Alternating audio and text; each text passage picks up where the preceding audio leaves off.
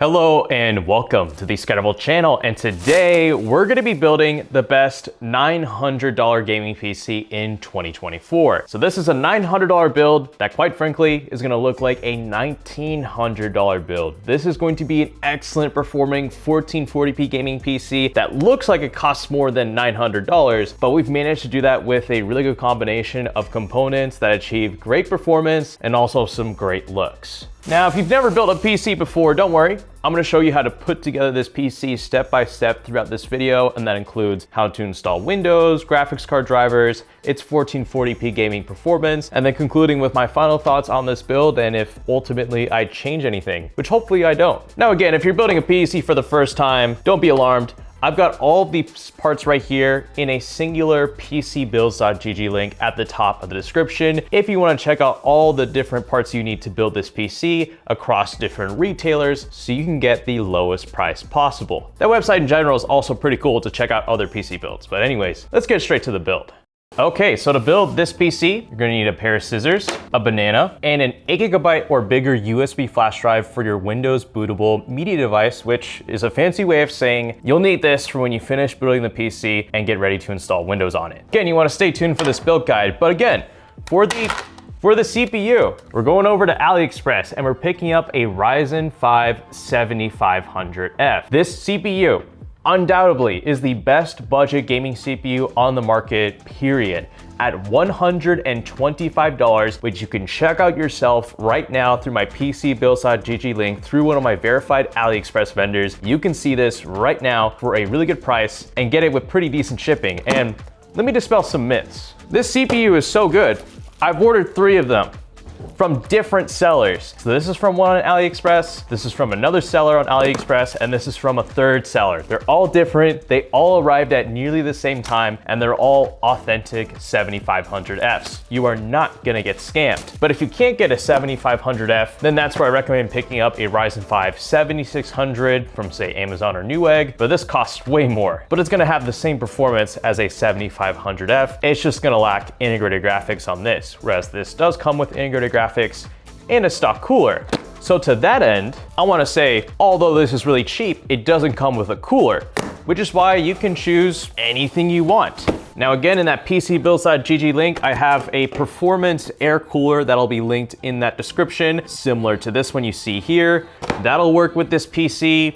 Even a 360mm water cooler will work with this PC, or if you got a stock Ryzen cooler lying around, that'll also work with this PC. Any cooler you want will work with this PC build, so keep that in mind. So again, check out the PCBuilds.gg link, whatever cooler I have linked in there will work. So that's our 7500F, and we're pairing it with this B650M Gaming Plus Wi-Fi from Gigabyte. Well, this motherboard looks cool, but unfortunately, what I might have linked in that PCBuilds.gg link may not be this exact motherboard. Reason being, although this is moderately cheap, the VRMs on this motherboard are not the most impressive. It's got a 5+2+2 phase design, and if you spend an extra $20 over this motherboard to get like an ASRock B650M Pro RS, which is also a white motherboard, that comes with an 8+2+1 phase VRM. That's a really lot of fancy talk for saying the beans you get in this motherboard are not as good as the beans you get in motherboards that cost only a little bit more than this. And out of sake of making my PC build guides future-proof and long-lasting that people can reference whenever they want, this is probably not the motherboard you'll see linked in that PCBuilds.gg link, but I will still use this for the build. Anyways, here it is. This will be perfectly fine for our Ryzen 5 7500F, but if you wanted to throw in like a 12 or 16 core CPU into this motherboard, it is gonna have a rough time. So that's where I'll probably link a different motherboard. But in here, here's our IO shield, we will need this. Here are our Wi-Fi antennas, we'll need this. And multilingual installation guide. If you didn't want to watch this video, this is how you can learn how to put in the CPU, how to install a CPU cooler, how to put the motherboard into the case, how to insert the RAM. Again, if you have any questions on what to do with what with PC parts, just read the manual, like what we've got right here. This right here is a QR code, you can scan it, and there you can see the full manual for this Gigabyte motherboard, as well as any other motherboard you choose with this build, whether it be Asus, Colorful, ASRock, Gigabyte, it doesn't matter. So to install our 7500F into the motherboard, first let's go ahead and remove these 2 black plastic brackets. We most likely won't need these because the CPU cooler will need access to the CPU backplate here, which will tighten our CPU cooler onto the CPU. But to install the CPU, as you can see, there's a triangle on the top left of the CPU, and you're gonna line that up with the little triangle on the top left of the socket. The 2 and the 2 will go together. So let's pull open this latch, open the retention bracket, take our 7500F or 7600, whatever CPU you choose, drop it in here. It should just fit snug into place. Once you think it is, give it a little jiggle. It's in there. Bring back down the retention bracket, pull down the lever. This thing should pop off, hook it under, and wha-bam. All right, and now at this point is where we're gonna go ahead and install your CPU cooler onto the 7500F. Now, if you go with a stock AMD cooler, although it doesn't show it here, this will already come with thermal paste on the back, as you've seen from my other PC build guides. You can just bolt this right now onto your 7500F like this if you have a stock cooler lying around, or if you get a 7600 that already comes with one. But if you go aftermarket, like with an air cooler here, this is where you can go ahead and start installing this, but don't get one of the fans yet over the RAM. You wanna keep the RAM slots open because let's insert the RAM and then insert that final fan. But if you're gonna do what I'm gonna do in this build guide and use a water cooler, let's go ahead and install the bracket onto the CPU, and then we'll install the rest of the water cooler in the PC case once we get there. So for our RAM, we are going with 32 gigabytes of 6400 megahertz cast latency 32 memory. You can either go with 6000 megahertz cast latency 30, it really doesn't matter. Just get one of these RAM kits that I have linked in my PC build.gg link. That's gonna offer you the best bang for the buck when it comes to speed and cast latency and price. But we're using some of these from KingBank. I think it's gonna look good with the build. And for our 1TB M.2 SSD, we are going with the Team Group G50. This is a PCI Gen 4.0 SSD.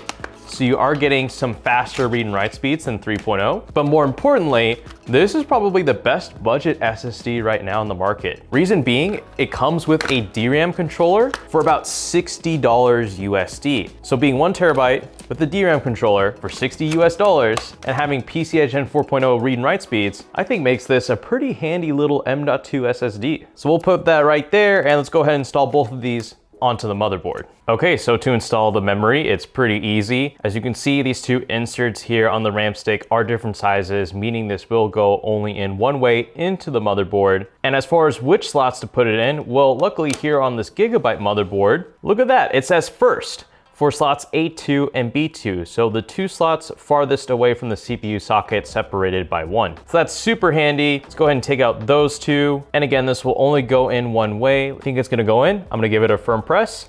There we go. Make sure you hear that click, and let's do it for the next one. Firmly press it in. Well, bam. Now for our M.2 SSD, it is gonna go right here. And as you can see, there's already a heat sink for the M.2 SSD slot here. So let's go ahead and remove this. And before you put it in, there's most likely a plastic peel you gotta take off right here. Set this aside. So you can see there's this little notch here on the M.2 SSD, meaning this is gonna go in one way. So let's see, that's not gonna go in. So let's flip this. Okay, this is gonna line up. There we go. Press it in, easy. And then let's put back on the heatsink. And again, the M.2 SSD CPU installation and the RAM installation is gonna be the same for nearly any brand of motherboard, whether it be ASRock, Asus, Gigabyte, MSI, you'll be fine. And now let's go ahead and put this into the PC case. Okay, here is our PC case, and before we continue, if you're enjoying this PC build guide, a like would be greatly appreciated. A lot of these builds come out of my pocket to make for you guys, so if you want to help out, all I ask is for a like. And if you enjoy PC build videos, which if you do, you should absolutely subscribe to the ScatterVolt channel, because this is going to be one of many coming up on the channel. Anyways, here's our Zalman P30. This is a special color variant, so you don't have to get this exact one. You can get the Zalman P30 in black or white, or this black and white color variation that I have here. You can check all of that out in the PCBuilds.gg link. But this is a pretty neat case for about $80 to $90 or so. It comes with 3 included ARGB fans, which we will hook up to the motherboard. And yeah, I think with this kind of $900 build, we have a bit of extra budget to spend on the case, so I wanted to get something nice So you can see this case comes with Type-C, which is pretty neat. And yeah, all the front I/O is down here. Pretty cool. So you can just take off the hinges of this case just with your hands. They are held on by magnets. And the manual we need is gonna be down here in the hard drive bay. This guy right here. And let's see what we're given. So if you ever wondered, do I need to buy any screws or anything like that for this PC? The answer is no, because it already comes with the PC case. Okay, check this out. So this right here is a 3-to-1 fan cable for these 3 ARGB fans. So if you have a limited amount of fan header ports on your motherboard, with this, you can go ahead and hook up 3 case fans, like the 3 in here, to this cable and plug in the other end into your motherboard. So we'll probably use this later in the build guide, but that's nice to have from Zalman. And right here is a GPU sag holder for a heavy graphics card. We probably won't need that for this build, but otherwise, let's put this into the PC case. But first, remember that I/O shield? Let's go ahead and put this inside the PC case first. So with your I/O shield, there's going to be a flat side right here and a side with pokey bits sticking out. You want the side with pokey bits sticking out to be on the inside of the PC case and the flat side on the outside. So imagine for a moment how your motherboard is gonna look inside this PC build. It's gonna look like this. So we want the I/O to be oriented like this. So let's go ahead and take this, bring it inside our motherboard tray. And the best way I like to insert this is I like to press down on the 4 corners. There we go. Just press each corner through here on the back. Yeah, I think we got it. Okay, so let's go ahead and put this into the PC case, but note, these holes on the motherboard is where your motherboard standoffs are going to go. As you can see on screen, they are these little black screws that stick out from the motherboard tray. Now, if we count here, we have 1, 2, 3, 4, 5, 6, 7, 8 screws here needed for the motherboard standoffs. And let's go ahead and count in the case. We have 1, 2, 3, 4, 5, 6 standoffs pre-installed. We're missing these 2 right here.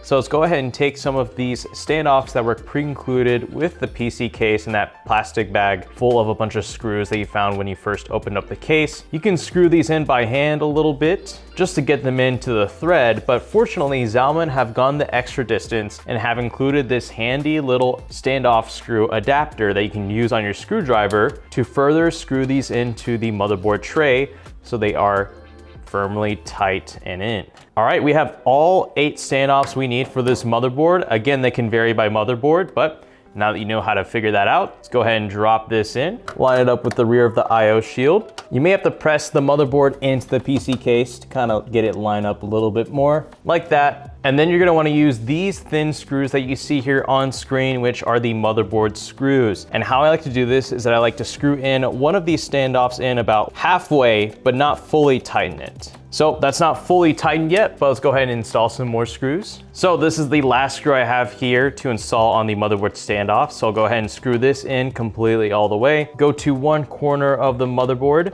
tighten this screw all the way, go to another corner, tighten this one up all the way, and repeat this in a crisscross formation where you equally tighten all sides of the motherboard through the standoff screws. That way, there's equal pressure on all sides of the motherboard. And that was pretty straightforward. So with this installed, let's go ahead and get the power supply into the PC case. So I should mention, check this out. There's also this handy little case manual. If you want to learn more about the P30 on where to install what in this PC case, including the power supply, which we have chosen this 650 watt 80 plus bronze power supply from MSI. Now, whatever I have linked in the PC build.gg link is the one you want to go with for this build because it's going to be the best price. That is an 80 plus bronze at 650 watts. But if you were like, oh, I want to throw in a faster graphics card like a year from now. Well, in that case, that faster graphics card is probably going to consume more power. So although this 650 watt power supply will be enough for this build, you may want a bigger one. And fortunately, there is a 750 watt version of this power supply if you want something with a little more beef for either a stronger CPU or GPU in the future. Anyways, here's our power supply cable. And also in here are 4 screws we'll use to install the power supply to the back of the PC case, which let's go ahead and take care of now. So reminder, this is a non-modular power supply, AKA all the cables we need will come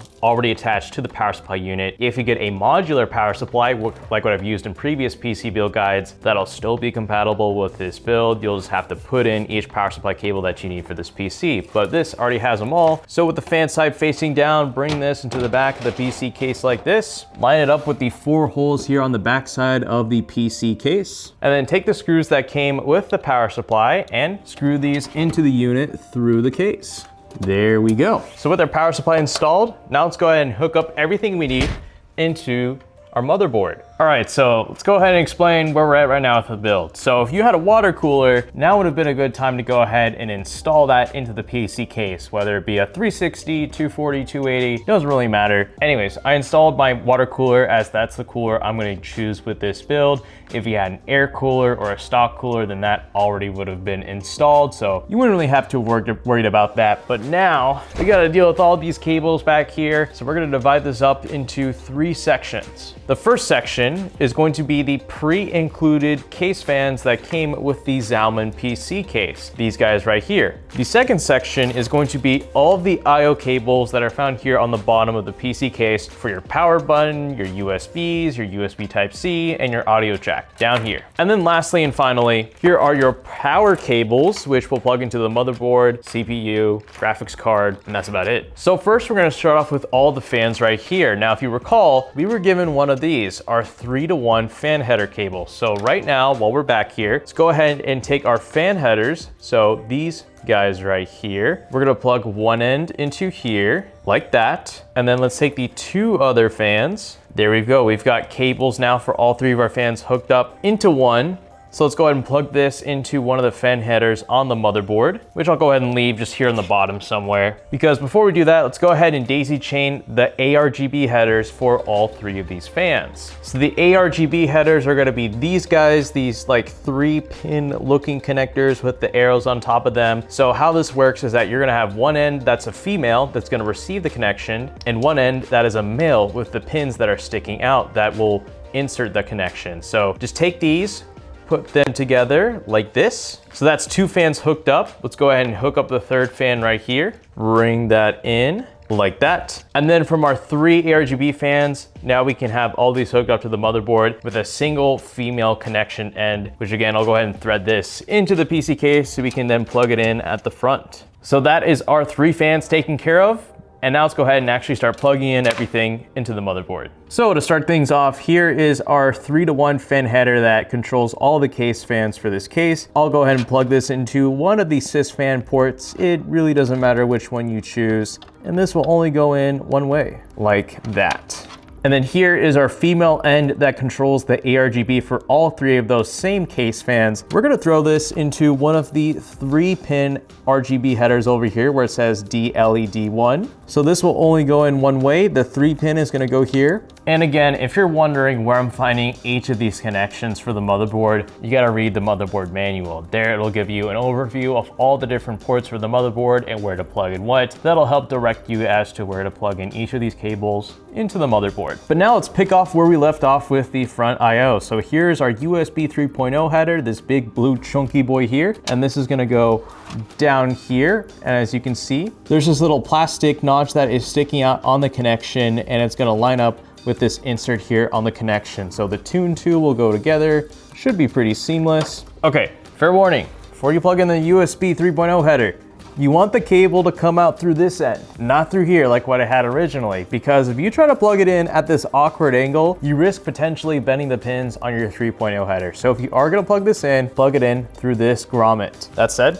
here's our USB Type-C header, and this is gonna go right here, and that'll do. And then down here are our front I/O headers for our power button and our power LEDs. Now there is no reset switch on this PC case, that is fine. That's why it's absent from here, and there's no HDD LED. So in actuality, this is really simple. So this is gonna go down here where, right here, where the front I/O headers are gonna go. You can even see in miniature font there on the motherboard itself where you plug in each of those headers. Otherwise, that is described in the motherboard manual, which you're welcome to check out right now online on your phone. But this is really simple. The power switch is gonna go on these top right 2 pins right here with an empty one right next to it.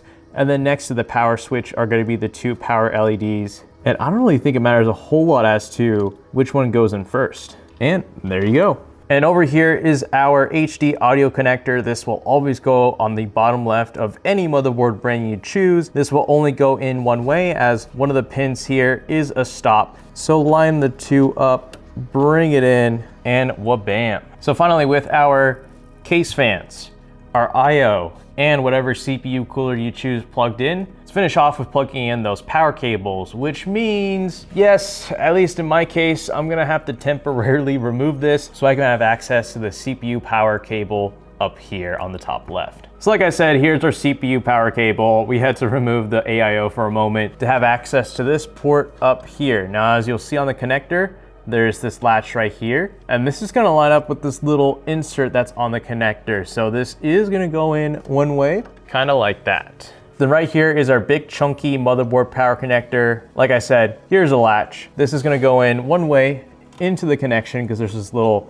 tab right here on the connector. Line the two up. Again, this will only go in one way, so you can't mess this up. Just make sure you press it in all the way. And finally, have your PCIe power cable on hand for our graphics card, which I have coming out here from inside the middle of the PC case, which finally leads us to our graphics card of choice, the Radeon RX 7600 XT. Now, let's make one thing clear. Would a Radeon RX 6750 XT like this one be a better GPU for this build?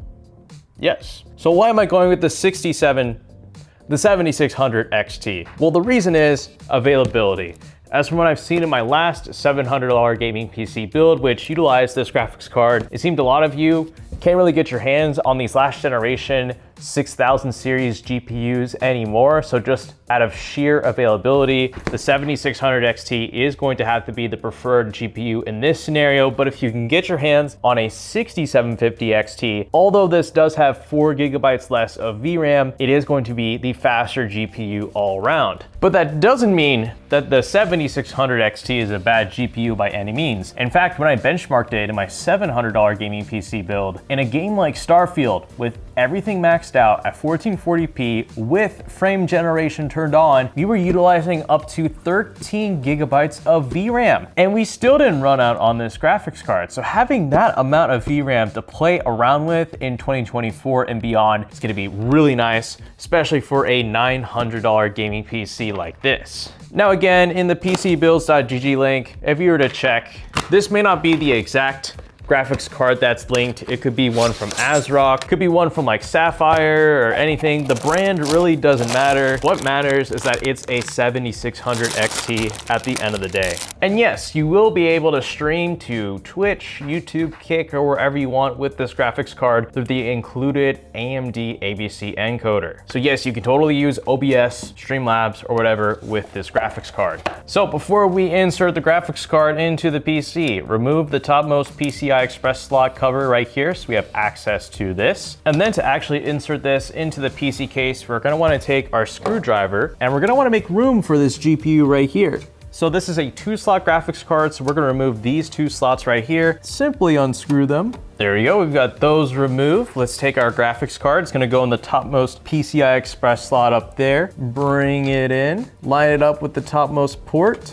All right, once you think it's gonna go in, give it a firm press and you should hear it click like that. That is snug into place. Let's take our 2 case screws that we just unscrewed and put those back into the graphics card. And then finally, here are those 2 remaining PCIe power cables I talked about earlier, and let's go ahead and plug these into the graphics card. Now again, there's a little latch right here that's gonna line up with this little notch on the connection for the graphics card. This is a 2 8-pin setup, so plug one end right here and plug the other end with these 2 bits connected. There we go, that is all in one right next to it. There we go. And you have completed building your $900 gaming PC. Go ahead, turn it on and install Windows. I lied, don't forget your Wi-Fi antennas. You wanna put these in because you're gonna need Wi-Fi when you install Windows 11. Easy, all right. Now let's go ahead and turn on the PC. Okay, let's go ahead and turn on the PC. So plug in your keyboard, mouse into the PC. That's pretty straightforward. What seems to not really be straightforward, but everyone somehow still messes up, is plugging in your display cable into the graphics card, not the motherboard. Now this can be HDMI, display port, it really doesn't matter. Just make sure you plug in one end here, down where the graphics card is. Look at the cable. Observe, it's down here. It's not coming up from here where the motherboard is. It's down here where the graphics card is, AKA the thing that processes the graphics for our PC. And then plug the other end into your monitor. And when people do that, they also forget to plug in the power for their monitor. So make sure you do that as well. And when you've got that, then go ahead and take your power supply cable, plug that into the back of the power supply, and then flick the switch from the 0 to the 1. So that way, when it's at the 1, it's ready and primed to be turned on. But before we press the power button, now is where we go ahead and plug in our Windows 11 bootable media device. And this is what will bring us to the Windows installation screen when we turn on the PC for the first time. If you want a tutorial on how to make one of these for free, I have that linked in the description below, and you can check that out before proceeding forward. So I'm gonna plug this into a USB 3.0 port. It can be one of the blue ones back here. There we go, that is fully plugged in. And now with that taken care of, let's go ahead and press the power button. There you go, things are running, and we're just gonna have to wait. Okay, and then once you let your PC do your thing, you should see this screen here for Windows. So go ahead, hit next, install now. Here's where you can enter in your Windows product key if you have one, but if you don't, you can click I don't have a product key. This won't really affect the performance of your PC. Go ahead and choose your version. I like to use Windows 11 Home. There's really not that much of a difference between Home or Pro. I accept, next, custom, there's our M.2 SSD, next, done. All right, once that finishes installing, go ahead and choose your country, then choose your keyboard layout. Welcome to skip if you want a second keyboard layout or not. Now here is where we go ahead and connect to the internet to proceed further. But as you know, this motherboard does have built-in Wi-Fi, but the drivers for it aren't currently installed. So you either can get an Ethernet cable and plug it in from the back of the motherboard into your router, or if you have a spare USB Wi-Fi card laying around or a USB stick, you can use this, plug it into the back of your PC, and temporarily have Wi-Fi just for these next few steps. And we are now connected to Wi-Fi. Hit next. And note, if this checks for updates, it might restart your PC. That's fine, just go ahead and let it do its thing. Now here is where you're welcome to name your PC if you want to. I'm just gonna go ahead and skip for now because I don't want to.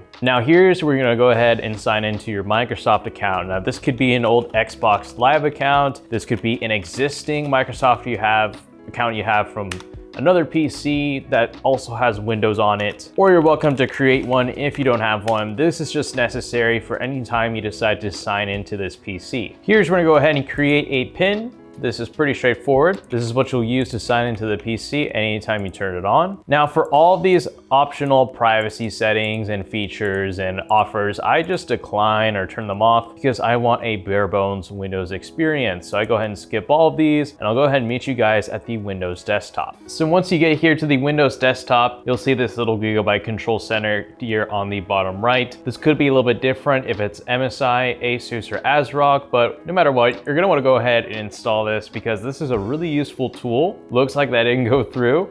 We'll have to do this manually. So go ahead and type in the name of your motherboard, which for us is the Gigabyte B650M Gaming Plus Wi-Fi. There's our motherboard. Now, if we click on support, there's actually a lot of stuff we can download here, which is pretty useful. For instance, you can download all of the drivers manually, one by one if you want, including the chipset drivers, as well as downloading the latest BIOS for your CPU, which is pretty nice to have. But we're gonna go ahead and go here to utility, and we're gonna go here and download the latest Gigabyte Control Center full installation package, which is what tried to download just now on our PC, but it didn't go through, unfortunately. So while that's downloading, let's go ahead and download our graphics card drivers, which is pretty easy. Just type in AMD drivers into Google. And right here at the topmost AMD.com link, go ahead and press that. Then here's where you can go ahead and download the auto detect tool to auto detect your drivers, but we already know what graphics card we're using. So let's go ahead and select it. RX 7000, RX 7600 XT, submit. We're using Windows 11. Let's go ahead and start downloading that. And we just finished our Gigabyte Control Center that controls all of the drivers for everything else in our PC. Let's go ahead and extract that and run this. All right, and while that is extracting and running, let's go ahead and also,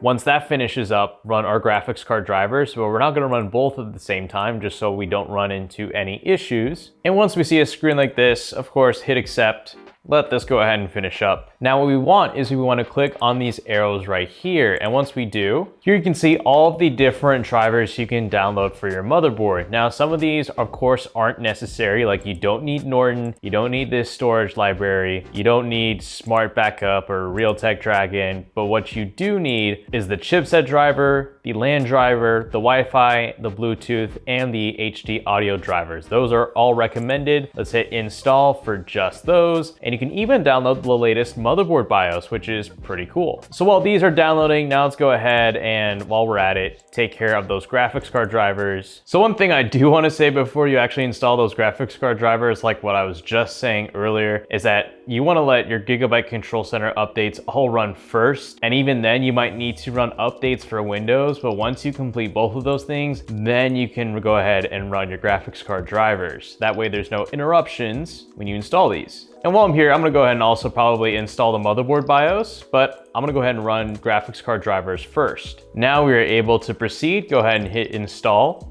Let this run. All right, that has finished installing. We're not gonna hit restart yet. We'll just hit finish. And let's go ahead and install the latest motherboard BIOS for our motherboard because why not? And this will automatically restart the PC, which is what we want because we need to go into the BIOS and do one final thing, which is enable XMP for our RAM. So in order to enter the BIOS, although this may or may not do it, I'm not sure, we'll hit the delete key and that'll help us enter the BIOS when we see the brand name of our motherboard pop up. Let's see if we enter the BIOS. We are, okay. This may go ahead and run on its own without us actually enabling the XMP, but we can always re-enter the BIOS just by pressing the delete key and then enabling XMP. All right, we got one last chance to enter the BIOS. Let's go ahead and restart the PC. And like I said, we're gonna hit the delete key, but now we're on the latest BIOS, which is pretty neat.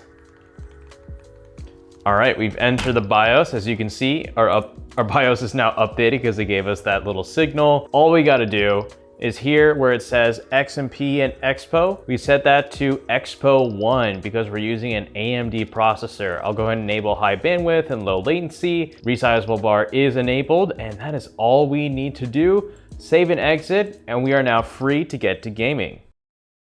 All right, we are on Fortnite, and I'm going to get destroyed unless I get a gun as soon as possible. Okay, I feel a little bit better. I want to do Fortnite first. That's actually surprisingly good frame rate. Let me show you guys the graphics settings that I have right now. DirectX 12. Got a blend right now. I've got anti-aliasing set to TSR high, temporal super resolution set to recommended. But as far as the actual graphics settings, the shadows, illumination, and all that fancy stuff I've got turned off because a lot of guys who play Fortnite just want straight frame rate. But I do have view distance set to epic, textures to medium, and effects and post-processing set to low. Because once again, when it comes to Fortnite, you guys just care about frame rate. You could care less about how good the game looks. Anyways, there is nobody here. Oh, by the way, frame rate is on the top left. If you like what you see, then great. This PC can definitely deliver the goods when it comes to Fortnite. Except there's nobody. There is nobody, and I need action.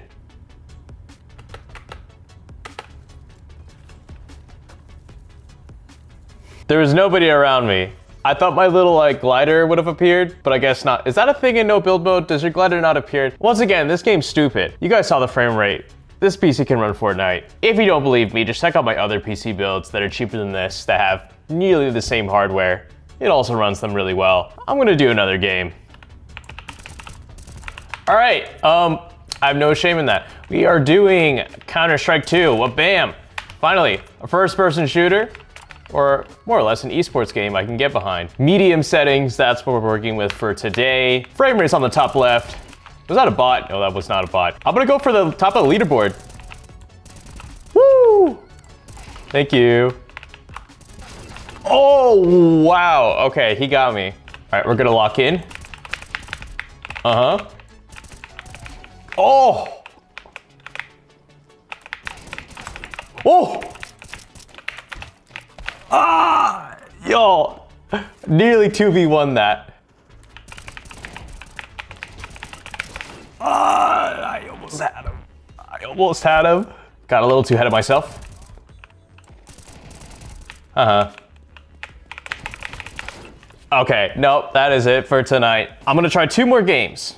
Okay, we are doing Starfield now. Real quick, because I really like showcasing this game for 2 reasons. 1, for everyone out there, Oh my, look at the GPU memory used. We're almost, wait, what? That's not right. How are we above 6? What? How are we above 16? What? That's not right. Well, I'm gonna look into that later, but oh, that'll explain why. We're at ultra settings. And by the way, I just want to prove, yes, this PC does have frame generation, but I don't know why it's reporting as 17 point.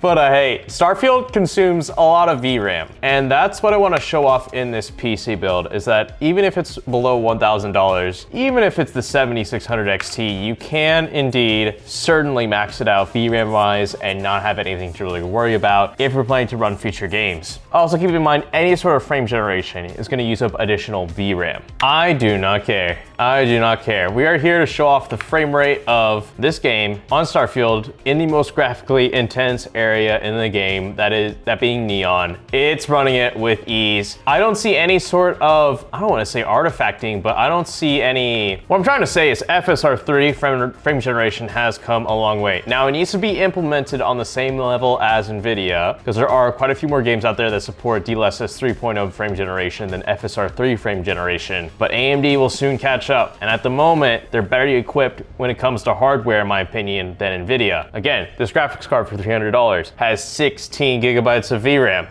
and you've got plenty to work with. Anyways, we'll finish out the gameplay section with one more game. Okay, I also want to prove that this PC can indeed do ray tracing, even if it has an AMD graphics card. How I'm going to prove it is we're running Cyberpunk at 1440p, ray tracing ultra. We do have the assistance of AMD FSR 2.1, but this isn't frame generation. That'll hopefully be coming to this game soon, but as you can see, everything is turned on minus path tracing, which path tracing is a step above ray tracing. That's for like really high-end NVIDIA cards. But I found myself, oh, that was the first hiccup I've seen. Oh my, okay, yo, that GPU memory used does not look right. Also,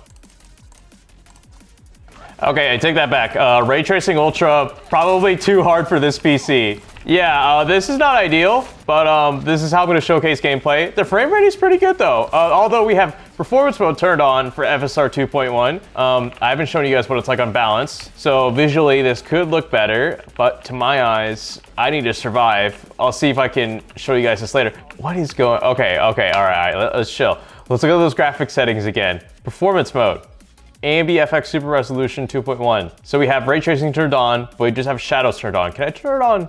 Yeah, let me do that. And reflections. I want to see what happens. So our frame rate is now about 47, 50, almost 60, almost 60. What if we took off one of these? What if we took off sun shadows? What would happen then? Ooh, let's see, not quite there yet. If I overclock the GPU in this PC build, I think we probably could get about 60 FPS consistently. Also, that GPU mem used, that ain't right.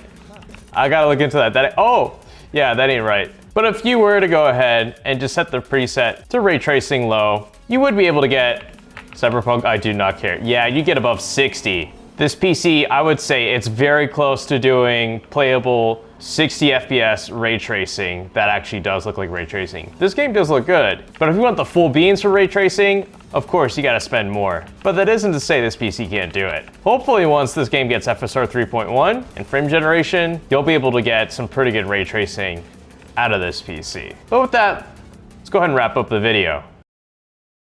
Okay, what do I think of this $900 gaming PC? Well, personally, I think you should take everything I did with this build visually and aesthetically and just build my $1,000 gaming PC, which in a way, all that is versus this is that the graphics card, instead of the 7600 XT for $300, is the 7700 XT for $370. And spending that extra $100 to get a system like this that looks this good with a considerably faster graphics card, even if it does have 12 gigabytes of VRAM, I think is very much recommended. Not to say this isn't a slow gaming PC. I just say that my $1,000 build is very much a step up from this. It has the same CPU, pretty much the same motherboard, same RAM, same power supply. Of course, the case is different, but the graphics card is different. Here, again, we have the 7600 XT and we have the 7700 XT in my $1,000 PC. So in all fairness, like I just said, I really like the look of this PC, especially the Zalman P30 case. This, for about $80, is a very nice looking case that comes with 3 included ARGB fans. So visually build this, but spend the extra to get a Radeon RX 7700 XT or Radeon RX 6800 if you can do that. Otherwise, if you get that faster graphics card, you're set. Like, bro.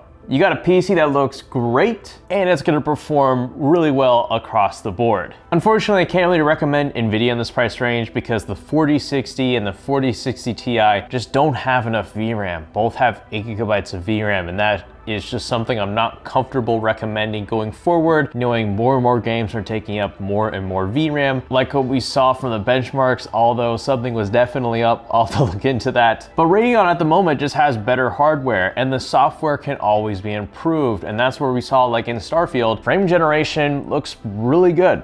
It's, I think, on the level of DLSS frame generation almost. I mean, if you pixel peeped, you could probably see where NVIDIA's implementation still looks better, but I don't think Radeon was that far behind. So like I said, you can always update the software, but you can never truly update the hardware because that is soldered onto the graphics card. And at this price range, Radeon just offers better hardware than NVIDIA. Otherwise, this is a great build. If you can afford an AIO, it'll make this system look really sick, that being this water cooler here. If not, a standard air cooler would still look really good in the system, and that's what I have linked in my PCBuilds.gg link, along with all the other components you'll need to build this $900 gaming PC. So with all of that said, thank you so much for watching, and if you enjoyed this video, you might want to subscribe because you like these kinds of videos, and a like would be greatly appreciated. But with all that said, this is the ScatterVolt channel, signing off.